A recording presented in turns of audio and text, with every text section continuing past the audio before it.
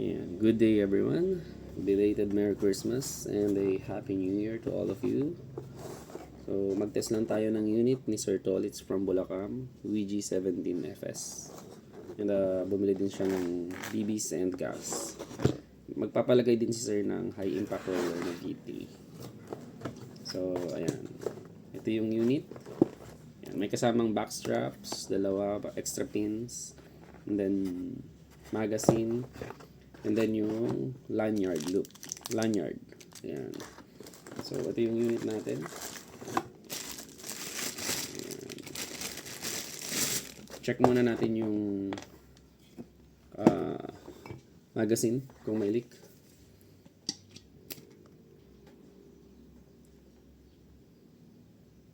So, ayan.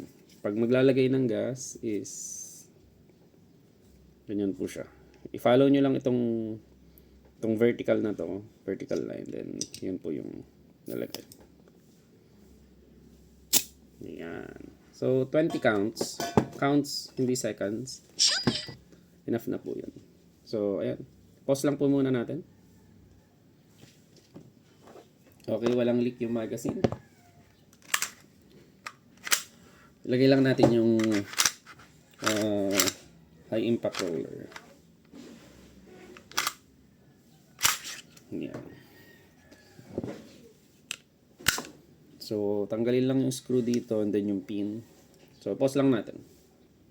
So, ayan, natanggal na yung screw dito and then yung pin. Kalabitin nyo lang and then lalabas na itong hammer housing. Then, tanggalin nyo lang tong fire pin, then yung fire pin spring. Dahan-dahan baka tumalsik. Then yung sear pin, sear spring, then yung sear, yan. Then yung hammer pin, then lalabas na yung hammer with the hammer roller, hammer spring, tsaka yung knocker. So ito yung knocker. Then tanggalin nyo lang yung roller, then yung ka-impact roller na V3 ilagay na natin. Then lagay nyo yung knocker. So ayun yung knocker. Then yung hammer, dapat pa ganyan yung paglagay. So ayan, then ipupush nyo ito. Medyo mahirap ito. Kailangan nyo talaga ng force. Yan, i-push nyo. Dapat magpantay yung butas ng hammer tsaka yung butas ng knocker. Yung mas maluwang na butas ng knocker. Then, i-align. Ayan. Okay. So, test nyo. Gana naman. Then, yung sear. Sear spring, sear pin. Then push nyo lang itong knocker. Makikita ba?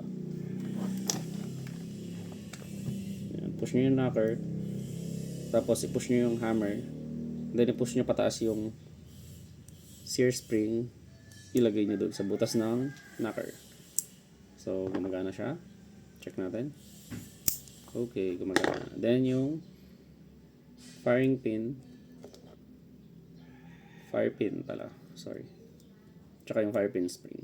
Ayan. Then, ilagay nyo dito. Ayan. Push nyo pa ganyan, pa side. Pa ganyan, pa side. Then, ayun na.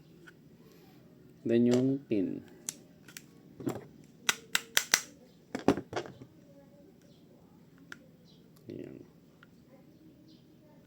Then yung screw, huwag nyong i-over tight.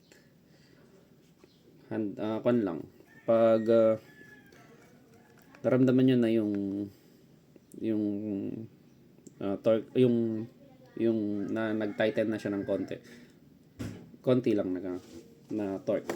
So, yun na, tapos na. So, ayan, itetest na natin. Okay. So, may gas na to kanina. Maglagay lang tayo ng 2, 4, 6 shots. So, ayan. Yun yung BB. For Sir Tolits of Bulacan, VG17FS Gen 5. Firing. Okay.